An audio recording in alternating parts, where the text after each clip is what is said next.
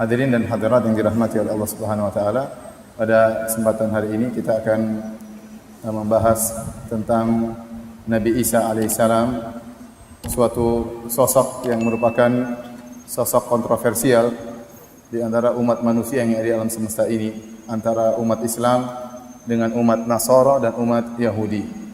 Orang-orang Islam menganggap Nabi Isa alaihissalam adalah seorang nabi yang mulia, bukan Tuhan, bukan pula anak Tuhan. Adapun orang-orang Yahudi menganggap Nabi Isa adalah anak zina dan mereka mengaku telah membunuh Nabi Isa dengan menyalib Nabi Isa.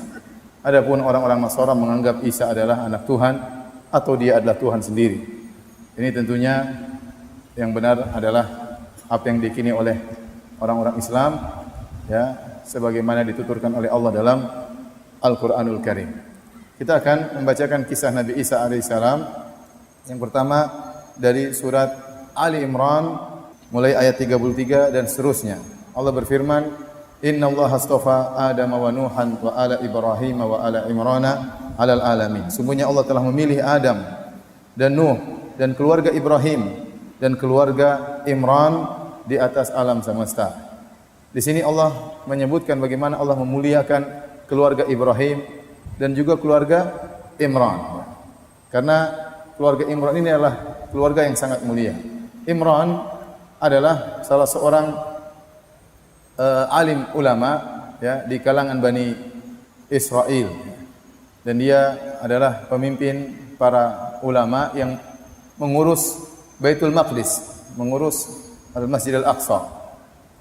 Dan dia memiliki seorang istri yang disebutkan oleh ahli sejarah tadinya adalah seorang wanita yang mandul. Namun akhirnya dia berdoa kepada Allah Subhanahu wa taala, bernazar ingin punya anak, ya. Kalau dia punya anak, ingin agar anaknya benar-benar berkhidmah kepada Masjidil Aqsa. Allah Subhanahu wa taala berfirman, "Idz qalat imra'atu Imrana rabbi inni nadartu laka ma fi batni muharraran fataqabbal minni innaka antas samiul alim." Dia berdoa, "Ya Allah, anugerahkanlah kepada aku bernazar kalau aku punya anak, maka dia akan menjadi seorang anak yang berkhidmah kepada Engkau, yaitu berkhidmah kepada Masjid Aqsa, maka terimalah nadarku ini. Sungguhnya Engkau Maha mendengar lagi Maha mengetahui." Dan dia tidak tahu isi perutnya laki atau perempuan. Dan dia sudah bernazar bahwasanya anaknya kalau laki-laki akan menjadi pengurus Masjid Aqsa. Allah berfirman, "Falamma wada'atha qalat rabbi inni wada'tuha untha." Tatkala dia melahirkan, ternyata anak yang dilahirkan bukan laki-laki, tapi perempuan, yaitu Maryam, ibunya Nabi Isa alaihissalam. Qalat rabbi inni wada'tuha untha wallahu a'lamu bima wada'at. Dia berkata, "Ya Allah, sungguhnya yang aku lahirkan bukanlah anak laki-laki, tapi anak perempuan. Wallahu a'lamu bima wada'at." Kata Allah, Allah tahu apa yang dia lahirkan. Wa laisa dzakaru kal untha, dan lelaki tentu tidak sama dengan perempuan. Kemudian dia berkata, "Wa inni sammaituha Maryam." Sungguhnya aku menamakan putriku ini dengan Maryam. Maryam menurut bahasa mereka artinya pelayan. Maksudnya melayani Masjid Aqsa, yang dia abidah. Dalam makna yang lain adalah abidah, itu wanita yang rajin beribadah. Wanita yang rajin beribadah karena dia khusus untuk beribadah di Masjid Aqsa. Wa inni u'idzuha bika wa dzurriyyataha minasyaitonir rajim. Dan aku memohon perlindungan kepada Engkau ya Allah, ya, agar melindungi Maryam dan melindungi keturunannya dari gangguan syaitan yang terkutuk. Fataqabbalaha rabbuha biqabulin hasanin wa ambataha nabatan hasanan wa kaffalaha Zakaria. Akhirnya Allah Subhanahu wa taala, ya, menerimanya sebagai nazar dengan penerimaan yang baik, dan Allah mendidiknya dengan pendidikan yang baik, dan Allah menjadikan Zakaria sebagai pengurus Maryam. Jadi waktu Maryam lahir, maka ibunya segera membawa Maryam ke para pendeta atau para rahib yang ada di Masjid Aqsa, agar mereka yang merawat Maryam, ya. Karena mereka rebut-rebutan, mereka bangga, ini putri dari pimpinan kami, yaitu Imran. Imran pimpinan mereka, ya. Kalau ada yang ingin berkorban, memberi korban kepada Tuhan, maka melalui Imran, ya, bapaknya Maryam. Maka mereka berebut-rebutan untuk mengurus Maryam. Akhirnya Zakaria mengatakan, Nabi Zakaria alaihissalam, saya yang lebih utama untuk mengurus Maryam karena saya adalah pamannya. Istri Zakaria adalah saudari dari ibunya Maryam. Istrinya Zakaria adalah saudari dari ibunya Maryam, istrinya Imran. Paham? Oleh karenanya istrinya Zakaria adalah bibinya Maryam.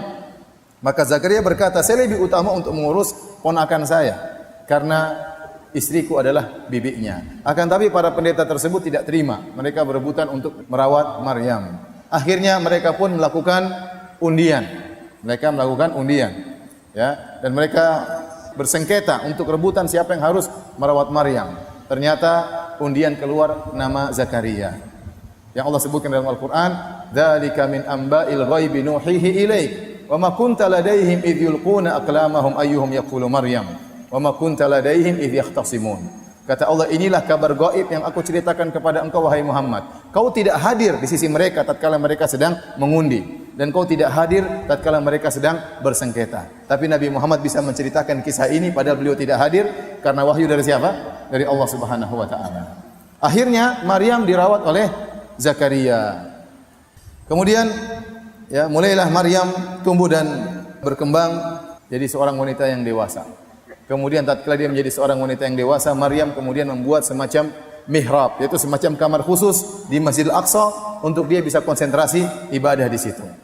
Sementara Zakaria terus merawatnya, ya, membawakan makanan buat Maryam karena memang dia sudah dinadarkan untuk beribadah kepada Allah Subhanahu wa taala, tidak ada kesibukan yang lain. Jadilah Maryam wanita yang terkenal di kalangan Bani Israel, wanita yang soleha yang telah menadarkan, ibunya menadarkan dirinya untuk berkhidmat kepada Masjidil Aqsa. Maka pamannya Zakaria senantiasa membawa makanan kepada Maryam. Namun ada hal yang aneh yang dialami oleh Maryam, dilihat oleh Zakaria alaihissalam. Zakaria juga seorang nabi. Dan kebetulan Zakaria tidak punya anak. Dia tidak punya anak. Dia sudah tua, istrinya juga mandul. Makanya dia senang untuk merawat ponakannya. Ya, tidak ada anak, maka dia senang untuk merawat Maryam. Suatu hari kata Allah Subhanahu wa taala, "Kullama dakhala 'alaiha Zakaria al-mihrab, wajada indaha rizqa." Setiap kali Zakaria masuk di kamarnya Maryam, dia mendapati ada makanan, ada rizki di situ. Dia heran, siapa yang ngantarin makanan ini kepada Maryam? Qala ya Maryamu anna laki hadha. Maka Zakaria bertanya, wahai Maryam, dari mana kau dapatkan rizki ini? Qalat huwa min indillah. Kata Maryam, ini dari Allah Subhanahu wa taala. Innallaha yarzuqu man yasha'u bighairi hisab. Sesungguhnya Allah memberi rizki ya kepada siapa yang dia kehendaki tanpa perhitungan. Disebutkan oleh para ahli tafsir, Zakaria heran. Dua hal yang aneh. Pertama, kok tiba-tiba ada makanan ini di kamar Maryam? Tidak ada yang mengantar karena dia yang bertanggung jawab untuk merawat Maryam. Siapa yang antar makanan? Yang kedua, makanannya juga aneh.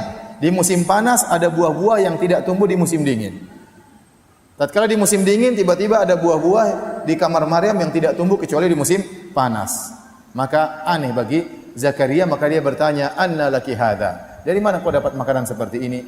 Maka kemudian Maryam mengatakan, dari Allah Subhanahu wa taala. Disitulah kemudian Allah berfirman, "Hunalika da'a Zakaria rabbah." Maka tatkala itu Zakaria pun berdoa kepada Allah Subhanahu wa taala, qala rabbi habli min ladunka dzurriyyatan thayyibah. Ya Allah, anugerahkanlah kepadaku keturunan yang baik, innaka antas sami'ud du'a, sungguhnya engkau maha mendengar dan mengabulkan doa. Maka dia pun berdoa dan ternyata Allah kabulkan hingga dia punya anak namanya Yahya. Ya. Intinya hadirin dan hadirat yang dirahmati oleh Allah Subhanahu wa taala, mulailah Maryam semakin terkenal di kalangan Bani Israel ya, bahwasanya dia adalah seorang wanita yang sangat salehah, bertakwa kepada Allah Subhanahu wa taala. Dan dia sudah bertekad untuk ya berkhidmah kepada Masjidil Aqsa ya. Sampai akhirnya Allah Subhanahu wa taala ingin memberi kemuliaan kepada Maryam dengan memberikan seorang anak tanpa bapa, yaitu Nabi Isa alaihissalam. Allah sebutkan kisah bagaimana Maryam mengandung, bagaimana ujian yang dia alami tatkala melahirkan Nabi Isa. Allah Subhanahu wa taala berfirman dalam surat Maryam ayat 16 dan seterusnya. Kata Allah, "Wadhkur fil kitabi Maryama idzin tabadat min ahliha makanan syarqiyyah." Dan ceritakan tentang kisah Maryam. Tatkala dia menjauh dari keluarganya di suatu tempat di sebelah timur Masjidil Aqsa. Itu dia ingin lebih konsentrasi. Ya, dia agak menjauh, kemudian dia membuat suatu tutupan. Fattakhadat min dunihim hijaban. Dia membuat suatu hijab menghalangi dia agar orang tidak ada yang mengganggu dia untuk dia bisa konsentrasi beribadah. Dan dia pasang hijab. Tiba-tiba Allah uji. Fa arsalna ilaiha ruhana fatamatsala laha basharan sawiyya. Maka kami pun mengirim kepada Maryam ruhana, yaitu malaikat Jibril. Fatamatsala laha basharan sawiyya, dan malaikat Jibril menjelma menjadi seorang lelaki yang sawiyya. Sawiyya itu artinya sempurna, sangat tampan. Sangat tampan, malaikat Jibril menjelma menjadi seorang lelaki yang sangat tampan. Kemudian dia bertemu dengan Maryam. Maryam kaget. Dia sudah pasang hijab, tiba-tiba muncul lelaki yang sangat tampan di hadapan Maryam. Maka dia pun segera berkata, qalat inni a'udzu birrahmani minka in kunta taqiyya. Maka segera dia berlindung kepada Allah. Dia seorang wanita digoda dengan lelaki yang tampan seperti ini, tempat yang jauh tidak ada yang lihat. Ini godaan berat bagi Maryam. Apalagi lelaki tersebut sangat tampan karena dia adalah malaikat Jibril. Maka langsung dia berkata, a'udzu birrahmani minka. Aku berlindung kepada Allah dari engkau, dari godaanmu. Dia menyangka lelaki ini ingin melakukan keburukan. Dia menyangka lelaki ini ingin menzinahinya, ternyata ingin merayunya, ternyata itu malaikat Jibril. Kemudian dia mengatakan, in kunta taqiyya. Kalau kau memang bertakwa, dia ingatkan. Pertama dia meminta perlindungan dari Allah untuk dirinya, yang kedua dia ingatkan, wahai fulan, hendaknya kau bertakwa kepada Allah Subhanahu wa taala. Jangan menggodaku. Kemudian malaikat Jibril menjawab, dan ini menunjukkan ya, Maryam alaihi salam adalah seorang wanita yang suci ya. Wa Maryam badata Imran allati ahsanat farjaha. Dan Maryam yang telah menjaga kemaluannya. Wanita yang suci, tidak sebagaimana tuduhan orang-orang Yahudi yang mengatakan Maryam adalah wanita yang berzina dengan seorang tukang kayu. Sehingga lahirlah Isa alaihissalam.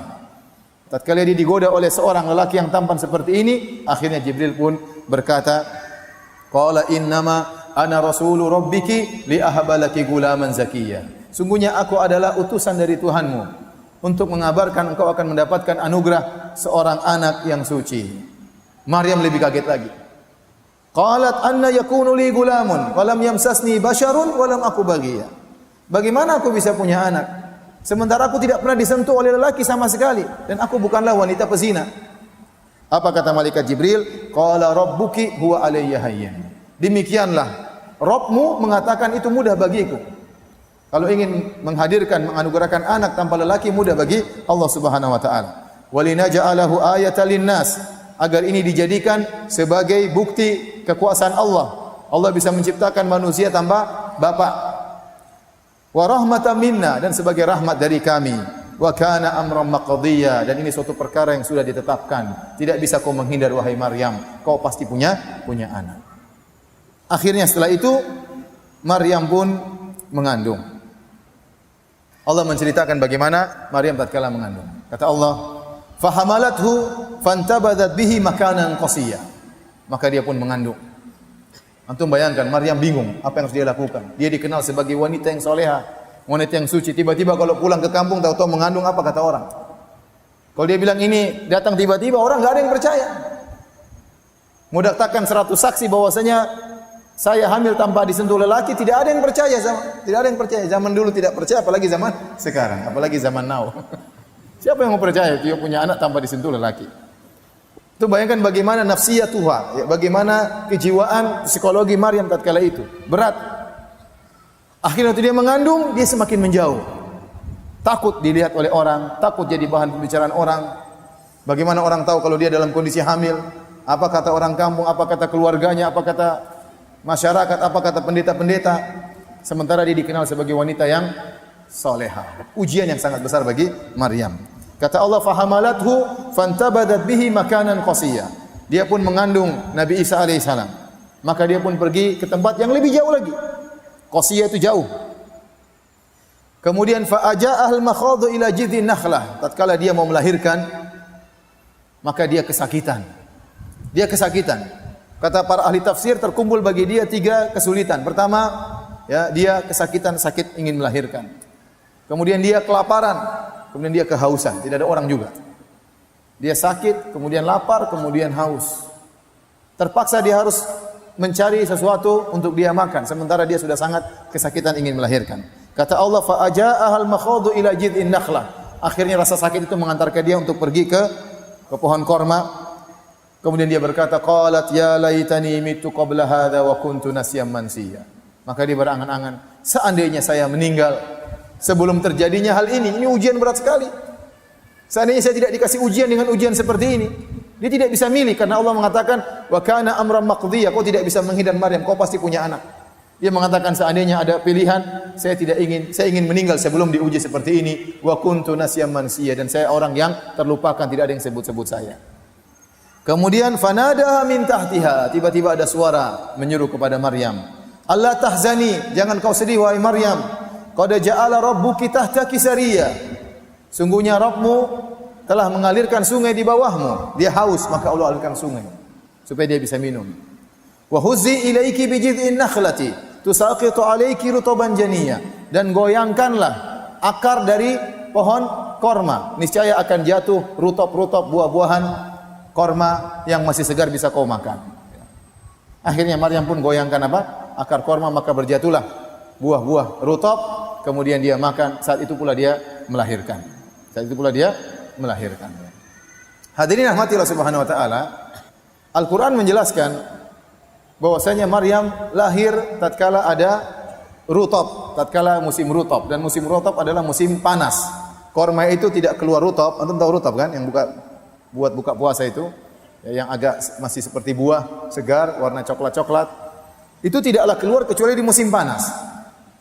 Jadi menurut Al-Qur'an, Nabi Isa bukan lahir di musim dingin sebagaimana yang dipahami oleh kaum Nasrani yang lahir pada tanggal 25 Desember tatkala musim apa? Salju, ya. Dan itu juga yang disebutkan dalam Injil. Dalam Injil Lukas 2 ayat 6 sampai ayat 11. Injil menceritakan tentang bagaimana proses kelahiran Nabi Isa. Dalam Injil Lukas, ketika mereka di situ, tibalah waktunya bagi Maria untuk bersalin, untuk melahirkan. Dan ia melahirkan seorang anak laki-laki, anak yang sulung. Lalu dibungkusnya dengan lampin dan dibaringkan di dalam palungan karena tidak ada tempat bagi mereka di rumah penginapan. Di daerah itu, perhatikan di sini, di daerah itu ada gembala-gembala yang tinggal di padang menjaga kawanan ternak mereka pada waktu malam. Jadi pada waktu Maryam melahirkan Isa atau Yesus versi mereka, ya, ternyata di kondisi di mana gembala-gembala sedang menjaga gembalaan mereka di waktu malam keluar di padang. Dan ini tidak mungkin musim dingin kata para ulama. Karena kalau musim dingin, kambing-kambing itu dimasukkan dalam kandang. Masa musim dingin dikeluarkan di padang, kedinginan, ada salju turun. Jadi menunjukkan bahwasanya kambing-kambing dikeluarkan di padang atau di rumputan itu musim panas, apalagi di malam hari. Itu berarti musim panas. Jadi yang benar, Nabi Isa lahir di musim panas, bukan di musim dingin. Adapun tanggal 25 Desember adalah musim apa? Musim dingin. Taib.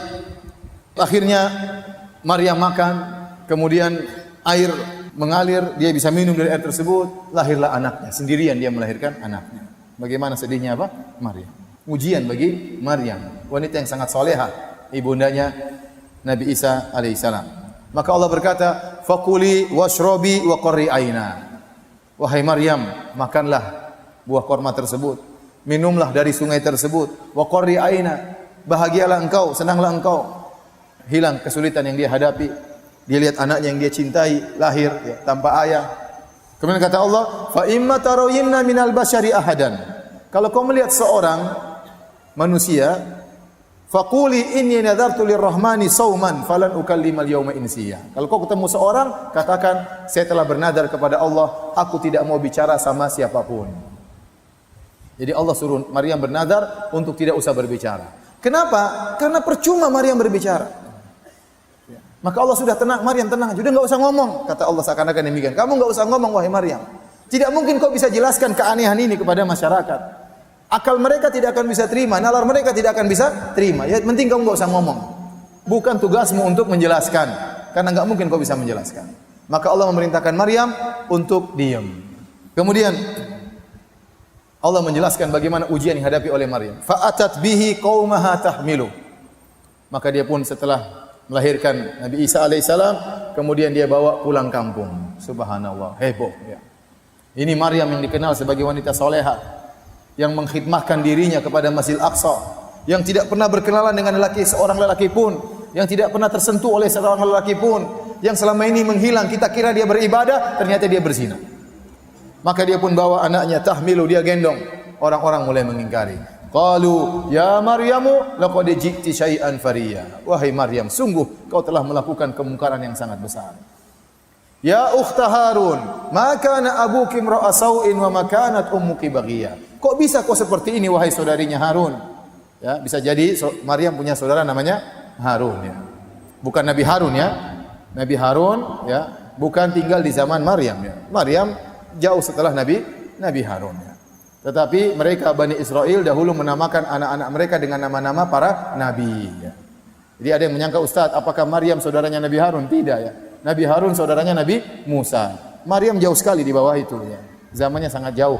Tetapi mereka Bani Israel menamakan anak-anak mereka dengan nama-nama para nabi. Maka mereka berkata, ya ukhta Harun, wahai saudarinya Harun. Kenapa kok bisa demikian? Maka na abuki imra'a sau', ayahmu bukan orang buruk.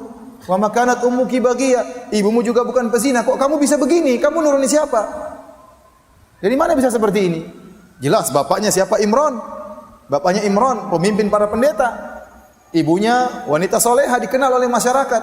Bagaimana kamu bisa demikian? Allah sudah bilang jangan ngomong. Kamu sudah bernadar tidak akan bicara sama siapapun. Tidak ada cara lain.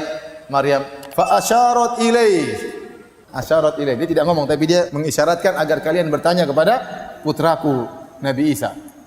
Qalu kaifa nukallimu man kana fil mahdi sabiyya.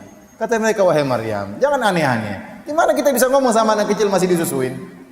Anak yang masih engkau susui, masih kau gendong. Tiba-tiba Nabi Isa berkata, qala inni abdullah, sungguhnya aku ini adalah hamba Allah. Ataniyal kitaba wa ja'alani nabiyya. Allah telah berikan kepadaku Injil dan Allah akan menjadikan aku seorang nabi. Wa ja'alani mubarakan aina ma kuntu, dan Allah menjadikan aku berkah dimanapun aku berada, yaitu aku akan mengajarkan ilmu dimanapun aku berada. Nabi Isa adalah seorang guru, di mana saja dia mengajarkan ilmu kepada murid-muridnya. Dimanapun dia berada dia berkah. Wa awsani bis salati waz zakati ma dumtu hayya. Dan Allah telah mewasiatkan kepada aku, merintahkan aku untuk salat dan untuk bayar zakat selama aku masih hidup. Wa barram bi walidati, dan Allah telah merintahkan aku untuk berbakti kepada ibundaku ini. Walam yaj'alni jabbaran syaqiyya, dan Allah tidak menjadikan aku seorang yang sombong, orang yang angkuh dan orang yang sengsara. Wassalamu alayya yauma wulidtu wa yauma amutu wa yauma ub'atsu hayya, dan keselamatan akan aku rasakan tatkala aku lahir, tatkala aku meninggal, dan tatkala aku dibangkitkan. Benar, Nabi Isa mendapat keselamatan tatkala dia lahir. Dia tidak diganggu. Jadi semua anak diganggu setan sehingga menangis, Nabi Isa lahir dalam kondisi tidak menangis. Karena ibunya, istrinya Imran, neneknya Nabi Isa pernah berdoa, inni u'idzuha bika wa dzurriyyataha minasyaitonir rajim. Ya Allah, aku minta perlindungan kepada Engkau agar setan tidak mengganggu putriku dan agar tidak mengganggu keturunannya. Itu Nabi Isa alaihissalam. Baik. Setelah itu, apakah Nabi Isa berbicara terus? Jawabannya tidak. Menurut pendapat ulama, Nabi Isa cuma ngomong sebentar saja untuk menghilangkan tuduhan kepada Maryam bahwasanya dia seorang wanita pezina. Maka Allah menjadikan Nabi Isa bisa berbicara. Oleh karena Nabi Isa, menurut pendapat yang rajih, pendapat yang kuat, dipilih oleh Asy-Syaukani dan yang lainnya, Nabi Isa bukan menjadi seorang nabi sejak kecil. Jadi dia bisa ngomong itu hanya untuk menghilangkan tuduhan. Setelah itu dia kembali normal sebagai anak yang biasa sampai akhirnya tumbuh dan berkembang menjadi orang dewasa, baru dia diangkat menjadi seorang nabi. Makanya dia mengatakan wa ja'alani nabiyyan, aku dijadikan nabi. Atani alkitab, aku diberikan Injil, padahal belum ada Injilnya. Maksudnya dia mengatakan, wahai kaumku, aku akan diangkat menjadi nabi. Aku akan diberikan Injil oleh Allah Subhanahu wa taala. Aku akan dijadikan berkah oleh Allah sehingga mengajari masyarakat dimanapun aku berada. Dan ini antara mukjizat Nabi Isa yang kata para ulama tidak terdapat dalam Injil. Ini menunjukkan bagaimana Quran memuliakan Nabi Isa lebih daripada Injil. Kemudian Allah sering berkata dalam Al-Quran, ya Isa bin Maryam, ya Isa bin Maryam, wahai Isa putra Maryam, wahai Isa putra Maryam. Tapi kalau antum dapati dalam Injil, Injil Lukas, Injil Yohanes atau Injil yang lainnya, antum dapati mereka sebutkan silsilah nasab Nabi Isa. Disebutkan dalam buku Injil bahwasanya Nabi Isa itu lahir dari Maryam yang suaminya namanya Yusuf An-Najjar. Sehingga kalau disebut nasabnya Yesus bin Yusuf bin Hali, ada Yesus bin Yusuf bin Yakub. Jadi disebutkan nasab Nabi Isa sampai kepada Nabi Daud. Islam tidak bahwasanya Maryam lahir tanpa ayah, dan tidak ada hubungannya dengan Yusuf An-Najjar, tidak ada. Maryam tidak pernah dilamar oleh Yusuf ya, An-Najjar, apalagi menikah dengan Yusuf, apalagi punya anak dari Yusuf, tidak ada. Aneh dalam Injil disebutin nasabnya Nabi Isa. Ini dibantah oleh para ulama Islam bahwasanya Maryam tidak sama sekali menikah dengan Yusuf. Dan lihat bagaimana Islam memuliakan Nabi Isa untuk menghilangkan tuduhan bahwasanya Maryam berzina dan menunjukkan kehebatan Nabi Isa bisa lahir tanpa ayah. Itu dalam Al-Qur'an. Kalau perhatikan ternyata nasabnya sangat jauh berbeda. Injil 1 mengatakan mungkin sampai Nabi Daud entah 30 bapak, yang ini lebih banyak lagi, mungkin 40 bapak. 40 apa? Kakek. Jadi memang kontradiktif. Baik. Maka Allah berfirman, "Dzalika Isa bin Maryam, qaulul haqqi alladzi fihim yamtarun." Itulah Nabi Isa bin Maryam. Perkataan yang benar yang mereka perselisihkan tentang siapa hakikat Nabi Isa. Maka lillahi ayattakhidha min waladin subhana. Allah tidak pernah punya anak. Allah tidak pernah mengambil anak. Ya, seandainya Allah punya anak, anak tersebut memang harus disembah. Makanya Allah mengatakan, "Qul in kana lirrahmani walad fa ana awwalul abidin." Katakanlah kalau Allah punya anak, aku yang pertama kali sembah anak tersebut. Ya. Karena anak mesti mirip dengan bapaknya.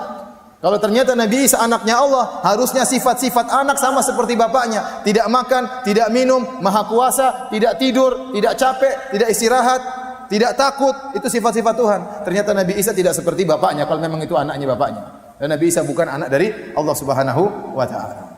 Maka benar kata Allah, kalau memang Isa Allah punya anak, maka anaknya harus diibadahi juga. Karena pasti sifat anaknya seperti sifat apa?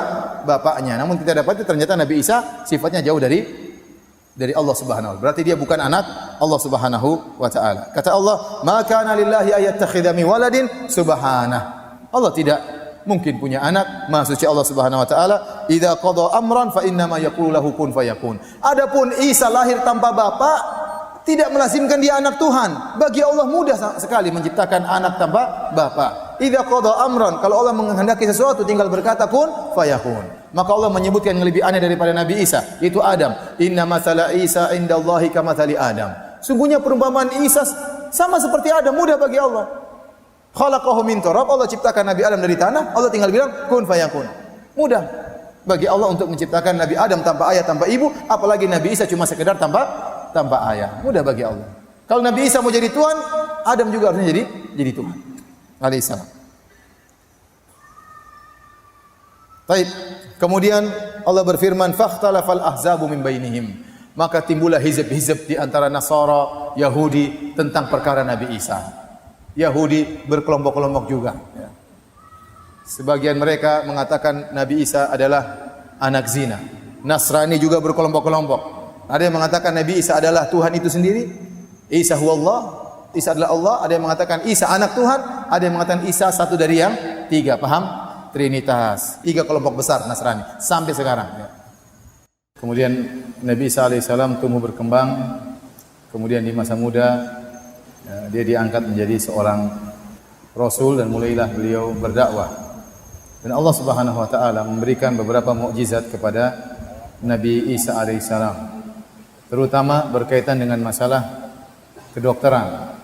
Sebagaimana dijelaskan oleh Al-Imam Ibnu Katsir dalam kitabnya Al-Bidayah wan Nihayah, banyak para nabi yang Allah berikan mukjizat kepada mereka sesuai dengan perkara yang lagi booming atau digandrungi masyarakat di zaman mereka. Contoh Nabi Musa alaihissalam, di zaman beliau banyak orang-orang yang sombong dengan sihir-sihir mereka. Banyak orang belajar sihir. Maka Nabi Musa diberikan mukjizat mirip dengan sihir tapi bukan sihir. Yaitu tongkatnya bisa berubah jadi ular, bukan tipuan mata, bukan halusinasi, tetapi benar-benar tongkat unsur kayu berubah menjadi daging ular. Sehingga akhirnya para penyihir yang tadinya ingin menentang Nabi Musa akhirnya beriman dan sujud tunduk kepada Allah Subhanahu wa taala. Demikian juga tongkatnya ya bisa membelah lautan dan itu juga bukan sihir. Jadi mukjizat Nabi Musa mirip dengan hal-hal yang digandrungi oleh masyarakat di zaman tersebut. Demikian juga kata Ibnu Katsir seperti Nabi Muhammad sallallahu alaihi wasallam. Di zaman Nabi Muhammad sallallahu alaihi wasallam, masyarakat Arab jahiliyah mereka lagi booming tentang masalah bahasa, tentang balaghah, tentang syair-syair. Mereka sering mengadakan lomba syair di antara mereka. Ya, syair-syair hebat diberi hadiah oleh orang-orang hebat, oleh orang penguasa, ya. Maka Nabi sallallahu alaihi wasallam diberikan kepada Nabi mukjizat yang berkaitan dengan ketinggian balaghah, ketinggian bahasa, yaitu Al-Qur'anul Karim. Yang itu bukan karangan manusia tapi langsung dari Allah Subhanahu wa taala, sehingga orang-orang yang pandai syair tatkala mendengar Al-Qur'an mereka tahu itu bukan karangan manusia, tapi itu datang dari Rabbul Alamin. Demikian juga menurut Ibnu Katsir yang berkaitan dengan Nabi Isa alaihissalam.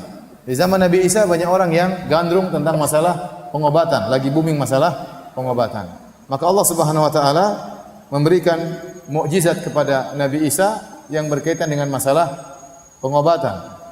Allah berfirman, Nabi Isa berkata, "Wa rasulan ila bani Israil, anni qad ji'tukum bi ayati min rabbikum, anni akhluqu lakum min at-tini ka hay'ati at-tayri fa anfukhu fihi fayakunu tayran bi idznillah." Aku adalah rasul kepada Bani Israel. Jelas Nabi Isa diutus kepada Bani Israel, tidak kepada umat yang lain. Dan aku telah datang kepada kalian dengan mukjizat dari Rabbku, dari ayat, suatu tanda kebesaran Rabbku. Di mana aku menciptakan dari tanah, aku ciptakan semacam burung, lalu aku tiupkan, maka jadi burung beneran, terbang. Kemudian, wa ubri'ul akmaha wal abrasa bi idznillah. Aku menyembuhkan orang yang buta, diusap oleh Nabi Isa, kemudian tadinya buta sejak lahir, tiba-tiba bisa melihat. Orang terkenal abros itu penyakit sopak, yaitu yang berwarna-warni, ya, albino kata orang, itu pun sembuh diusap oleh Nabi Isa. Lebih daripada itu, wa uhyil mauta bi idznillah. Aku bisa menghidupkan yang mati. Ada orang meninggal dihidupkan oleh Nabi Isa, semuanya dengan izin Allah Subhanahu wa taala. Ini semua ya mengungguli ilmu kedokteran yang ada di zaman tersebut. Nabi Isa mukjizatnya luar biasa. Jangankan orang sakit jadi sembuh, orang mati bisa hidup kembali. Di antara mukjizat beliau, wa unabbiukum bima ta'kuluna wa ma tadkhiruna fi buyutikum.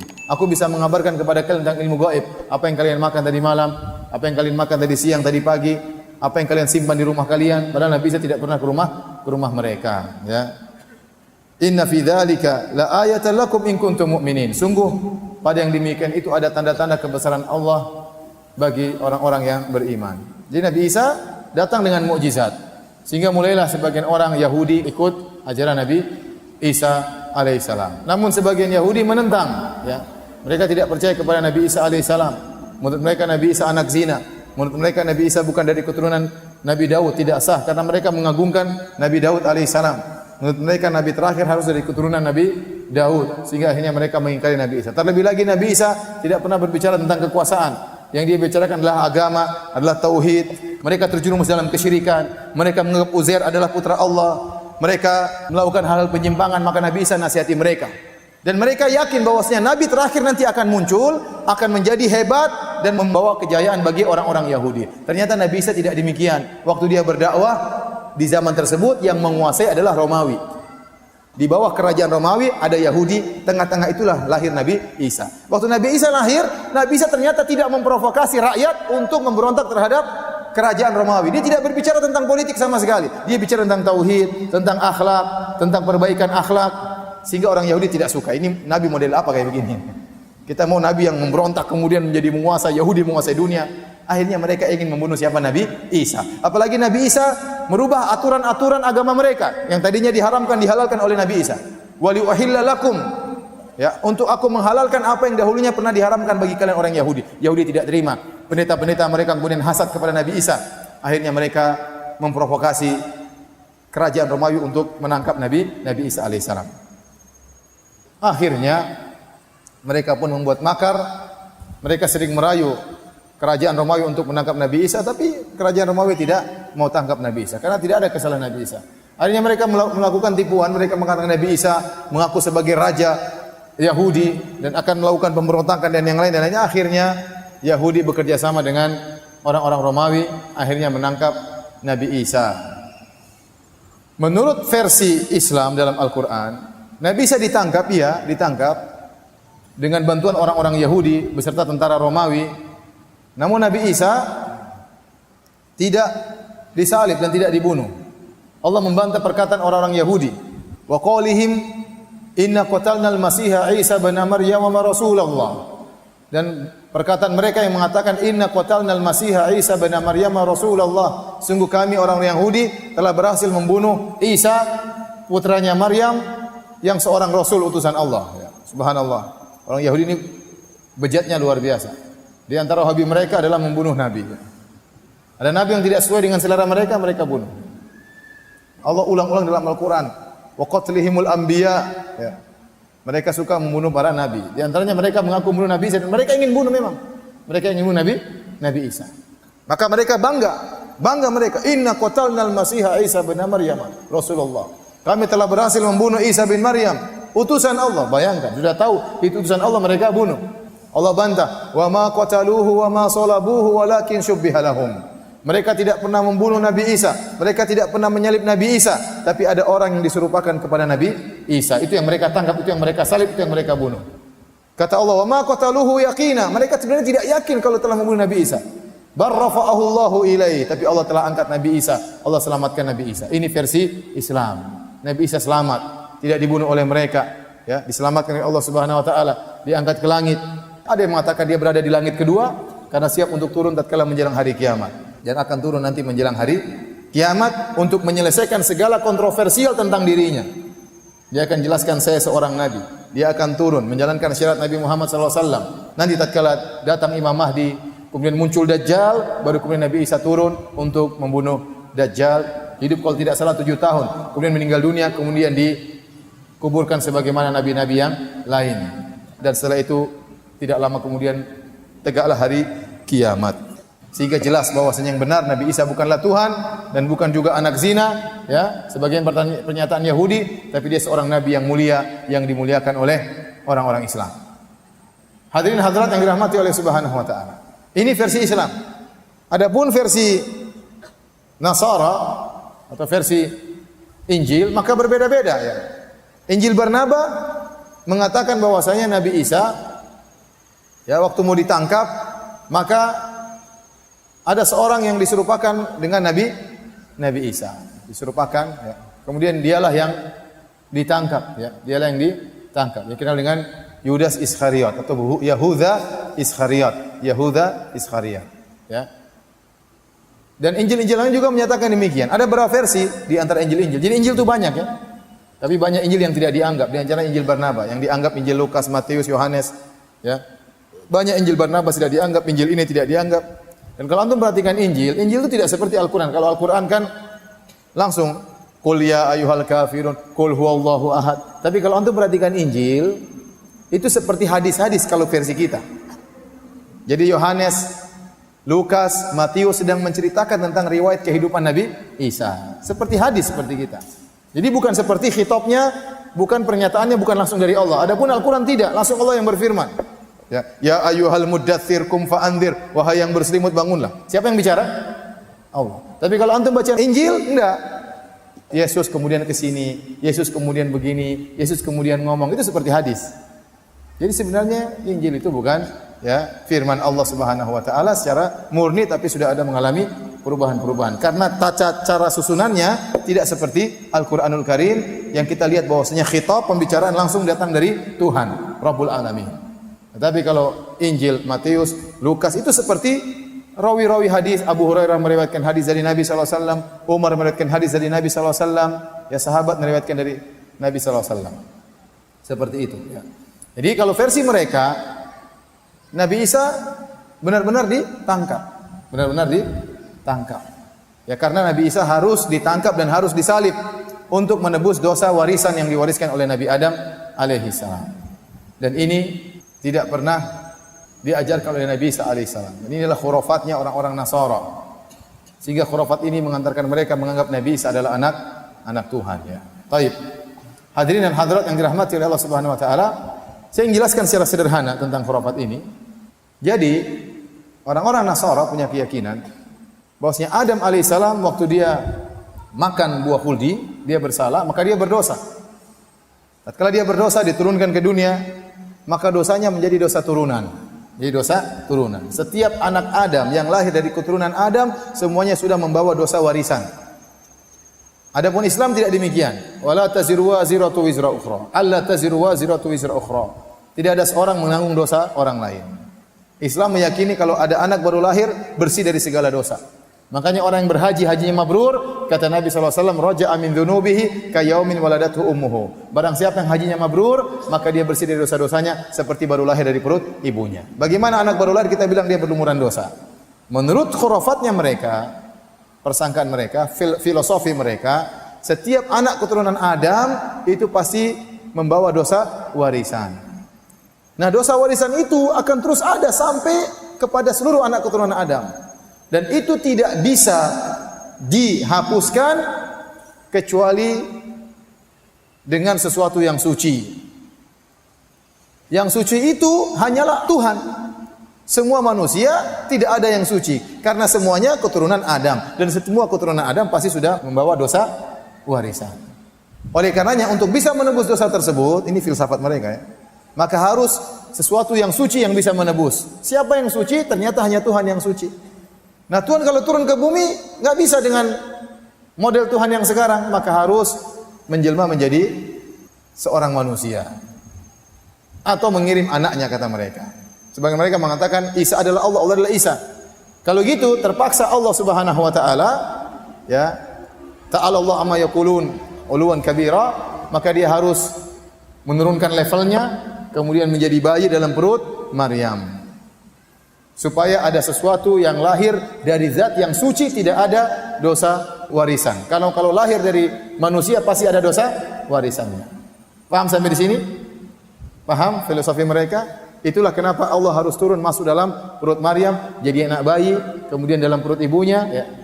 Kemudian sudah besar disusui oleh ibunya, ya. Ini Tuhan ceritanya masuk dalam perut manusia. Ini semua sangat tidak logis. Bantahannya mudah, kita bilang, bukankah Maryam juga manusia? Maryam manusia tidak? Maryam ada dosa warisan atau tidak? Ya sama saja, Tuhan numbang sama ada yang punya dosa warisan. Kata mereka, Maryam sudah dibersihkan, tidak ada dosa warisannya lagi. Nah kalau Maryam bisa dibersihkan, ya sudah tinggal bersihkan saja, ngapain pakai Allah turun ke bumi kemudian masuk dalam perut manusia. Paham sampai sini? Tayyib.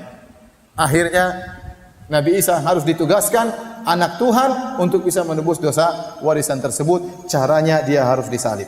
Caranya harus dia disalib. Taib. Saya tanya sama antum, kalau orang Nasara pelaku maksiat, dia di dunia dia minum khamar, dia berzina, dia melakukan kejahatan, berarti terkumpul dalam dirinya dua dosa. Dosa warisan bawaan dari sejak lahir sama dosa yang dia buat sendiri. Paham? Taib. Kemudian Nabi Isa disalib, berarti yang dibersihkan yang mana? Semua dosa apa cuma dosa warisan? Kalau mereka bilang semua dosa, ya sudah maksiat saja sebanyak-banyaknya, enggak ada masalah. Tapi kalau kata mereka yang dibersihkan cuma dosa warisan, lah dosa warisan dibandingkan dengan dosa ini enggak ada bandingannya. Terus apa faedahnya susah-susah Nabi Isa disalib, ternyata yang dihapuskan cuma dosa warisan, cuma makan buah. Dibandingkan dengan kemudian membunuh, berzina, merampok dan yang lainnya, paham? Terus apa fungsinya?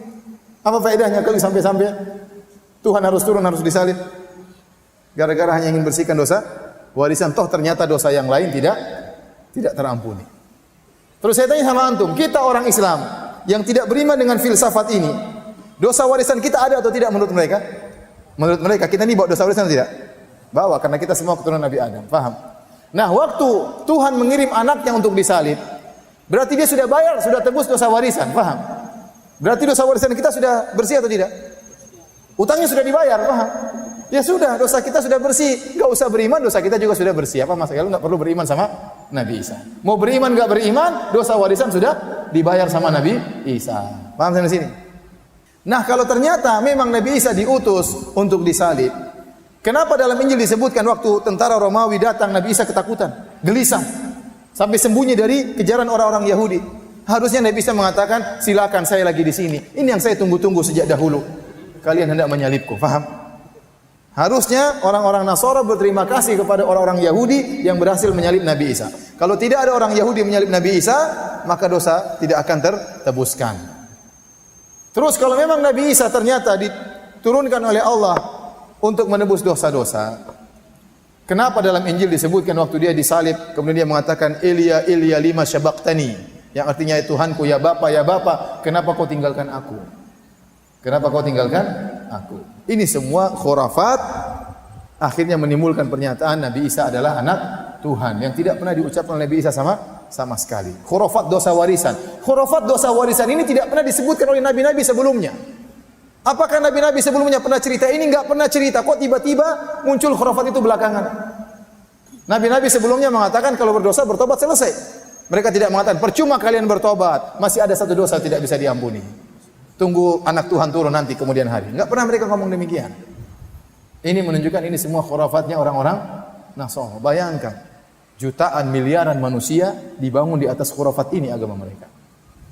Jangan terpedaya dengan jumlah yang banyak. Jumlah kita lebih sedikit daripada mereka, tapi mereka agamanya dibangun di atas apa?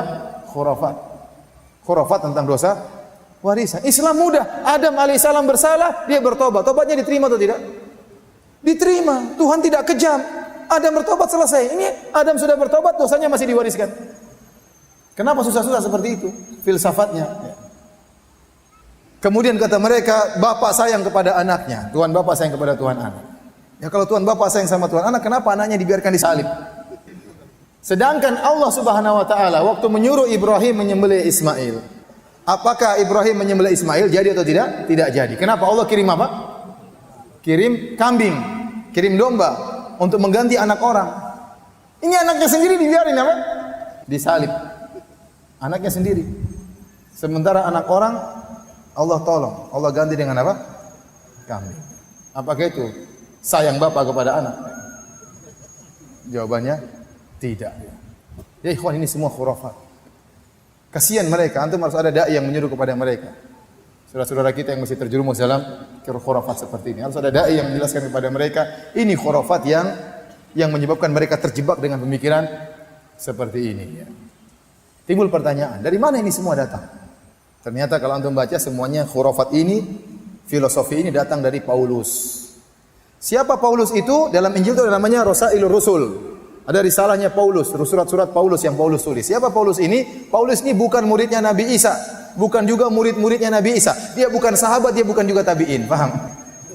Dia ini seorang Yahudi yang memusuhi Bani Israel. Dia paling benci kepada Masihiyin, paling benci kepada pengikut Nabi Isa. Bahkan dia sebutkan dalam risalahnya, dia selalu menyiksa orang-orang pengikut Nabi Isa. Sampai suatu hari dia berjalan dengan tujuan untuk menyiksa Bani Israel, pengikut Nabi Isa, tiba-tiba Tuhan Yesus datang mengangkat dia sebagai seorang rasul. Jadi akhirnya dia angkat supaya dia menjadi naik jadi rasul, Yesusnya harus jadi Tuhan, paham? Begitu logika dia. Sehingga dia dianggap sebagai seorang rasul. Sementara Hawariyin, para penolong Nabi Isa tidak ada menganggap dirinya sebagai rasul, tidak ada. Mereka murid-murid Nabi Isa, mereka sahabat Nabi Isa, tidak mengaku sebagai seorang apa? Rasul. Nah, ini logikanya Paulus ini, Nabi Isa diangkat jadi Tuhan sehingga dia menjadi nabi. Nabinya Tuhan. Dan aneh, baru ada sejarah nabi seperti ini. Antum baca seluruh sejarah nabi, dari Nabi Adam sampai Nabi Muhammad SAW. Apakah ada nabi asal muasalnya penjahat kemudian tiba-tiba jadi nabi? Tidak ada. Paulus ini sedang penjahat ya. Dia ingin suka membunuh orang pengikut Nabi Isa. Dia sebutkan sini dalam Injil dia sebutin. Dan dia sedang berjalan ingin menyiksa Bani Israel, tiba-tiba diangkat menjadi nabi. Tidak ada sejarah seperti ini. Allah menyebut tentang Nabi Yusuf, Allah angkat jadi nabi. Kenapa? Dia dahulu adalah orang yang baik. Kadzalika najzil muhsinin. Demikian kami beri balasan kepada orang yang baik. Dalam ayat banyak. Demikian kami beri balasan kepada orang yang baik sehingga kami angkat dia menjadi seorang nabi. Kami angkat dia sebagai seorang rasul. Kenapa dia orang baik? Ini sekarang enggak, karena dia penjahat, maka kami angkat dia menjadi seorang rasul. Ini semua tidak logis. Dan alhamdulillah antum tahu nikmat Islam, ya nikmat akidah. Antum tidak menyembah manusia, antum tidak menyembah nabi, antum tidak menyembah malaikat, antum tidak menyembah jin. Yang antum sembah adalah pencipta alam semesta. Maka kita bersyukur kepada Allah Subhanahu wa taala di atas nikmat Islam.